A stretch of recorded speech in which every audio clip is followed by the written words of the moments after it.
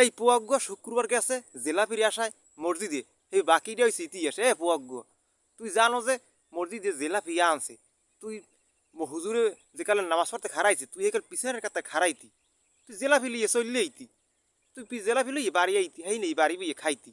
আহারে জেলাপি গেছে মানে তো বিরসে বিরসি হরতে, তুই তো জেলাপি বাড়ি লইয়ে আইসু দেখছেন। এবার পোয়াগ্যয় অনেকে বলে 2 ফির জেলাপি আনে,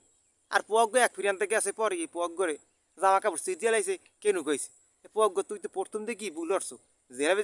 যোগ্য যদি তুই বাড়ি লইয়ে আইতি তা সিরে সিরি হইতে না কাউরে কেড়ে হইতে জামা কাপড় সেরতে না। তোর একটা বুদ্ধি হিয়াই দি পোয়াগ্য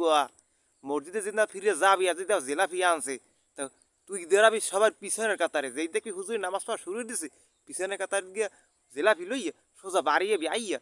জেলাপি দিকে খাইয়ে লাবি যে আহারে